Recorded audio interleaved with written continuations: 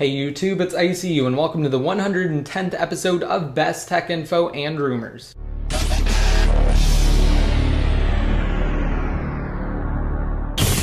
Alright, and before we begin, to preface, I just wanted to say that I will be discussing the two giveaways I'm currently holding more towards the end of this episode, so just be sure to stick around for that. Alright, and first up this week, there's been some great news in the world of jailbreaking.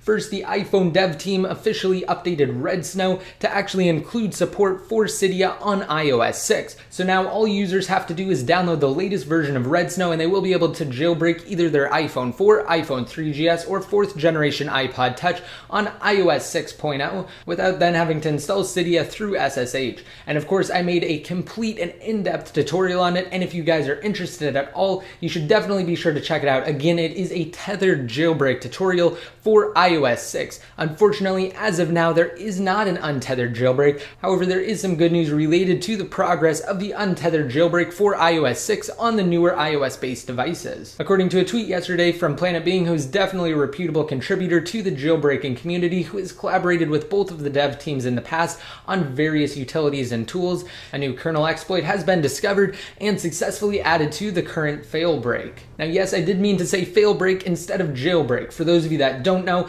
a failbreak is essentially what developers refer to a jailbreak that relies on an Apple developer account. And if a failbreak were to be released, while it couldn't be utilized by most jailbreakers, it would have severe legal ramifications to the members of the jailbreaking community, especially the dev teams. And in the tweet, Planet Being stated that thanks to the new addition of the kernel exploit, they're now able to successfully build and install tweaks or third-party jailbreak packages on the iPhone 5. Additionally, Planet Being said that they've almost achieved a full tethered jailbreak. However, again, because this is a failbreak, it does rely on a developer account. So essentially, with that said, they'd have to discover and implement untethered exploits because the current tethered limerain exploit was patched some time ago with the release of A5-based devices. And while there's no denying that there's an immeasurable amount of work before a new jailbreak utility is made available to the public and ready for prime time, this is certainly a step in the right direction, and it means that there is progress on the iOS 6 untethered jailbreak for older and newer iOS-based devices alike. Also, in a recent tweet, Comex, a former iOS hacker and security expert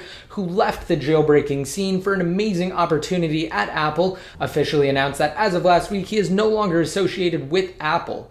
So what does this mean for the jailbreaking community? Will Comex return? Will he provide a jailbreak solution for iOS 6, or will he contribute to a possible solution? Unfortunately, only time will tell, but just be sure to stay tuned to this series, Best Tech Info and Rumors, and my website, Best Tech Info. I will keep you guys fully updated on the untethered jailbreak situation and anything interesting that Comex is up to related to the jailbreaking scene. Alright, moving on, the other day, on the 16th, Apple sent out invitations to select members of the press to a second fall media event scheduled for next Tuesday, October 23rd. Now, the event will be held at the California Theater in San Jose, California, and it will commence at approximately 10 a.m. Pacific time or 1 p.m. Eastern time. And during the event, it's speculated that Apple will unveil the highly rumored and much anticipated iPad mini. Now, also in another report, it's been suggested that Apple will unveil a new 13-inch model Retina display MacBook Pro. So while Apple currently has a Retina display MacBook Pro,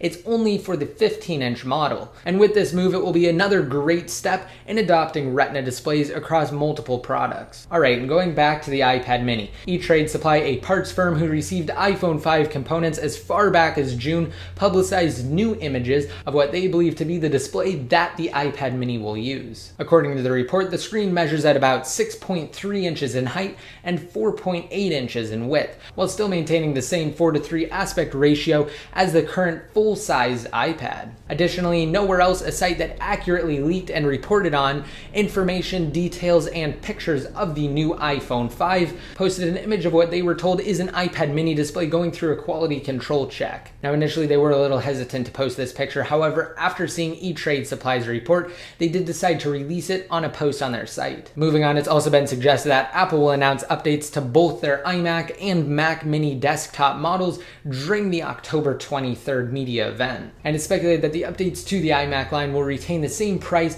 as the current generation. Now, another report claims that Apple will officially introduce support for 8GB RAM units with the new iMac and Mac Mini models. While previously supporting only 4GB modules, if accurate, this update means that the new iMac could potentially have up to 32GB of official RAM from Apple. Now, of course, that is assuming that Apple continues to build 4 slots for RAM in their iMac models. Now, in a quick report, 9to5Mac claims they've received the price for the lower-end Retina display 13-inch model MacBook Pro. The article suggests that the entry-level 13-inch Retina-equipped MacBook Pro will start at roughly $1,600. And that, of course, is in excess of $500 over the comparable non-Retina model. Now, it's also said that the premium will be roughly $100 more for the Retina display 13-inch model than for the upgrade from the basic 15-inch MacBook Pro to the Retina model. And really quick, to conclude the iPad mini news for this week, the device could be available for pre-order on October 26th and actually ship out to customers or be available in retail locations on November 2nd. Now, this, of course, is based on the announcement and availability of the iPhone 5. So essentially, the iPhone 5 was announced on September 12th, which was a Wednesday. 2 days later, on a Friday, which was September 14th, Apple started taking pre-orders for the new iPhone. And exactly 1 week later was when the device officially launched. So again, loosely following that same schedule, the iPad mini is expected to be unveiled on October 23rd, available for pre-order on October 26th, and available for purchase at a retail location on November 2nd. And finally, the other day, on the 17th, I released a quick review of Apple's new 5th generation iPod Touch and briefly mentioned the giveaway I'm holding. So if you guys want to see that, or you want more details on anything else I discussed in today's episode, just be sure to check down below. I'll have a link to a post on my site that details everything. Alright, and for the question of the day, let me know what you guys think about the iPad mini. Do you think it's a good idea? Do you think it will become an instant hit? Anything related to the iPad mini, you can just leave down below in the comment section or on Best Tech Info. Also, don't forget to hit that subscribe button to be notified every time I release new videos, and let's talk about the 2 giveaways I'm holding really quick. Alright, and first of all, the Kindle Fire giveaway I'm holding will end this weekend, so again, all you have to do to enter to win is just go to any of my videos, rate them up, and leave a comment down below in the comment section with the key phrase iPhone 5 Kindle Fire giveaway. And of course, once you do that, you will be automatically entered to win. So again, I will conclude that giveaway this weekend. Now, as for the new iPod Touch, I'm giving away a 32GB Black and Slate Edition 5th generation iPod Touch, and all you have to do to win that, again, is go to any of my videos, rate them up, and leave a comment down below in the comment section with the key phrase iPod Touch 5G ICU. And once you do that, you will also be automatically entered to win. Now, you can enter either of these giveaways on any of my videos, so just be sure to keep that in mind. And of course, don't forget to be updated more often. Be sure to like me on Facebook, follow me on Twitter, and add me to one of your circles inside of Google+. And until next time, this is ICU signing out.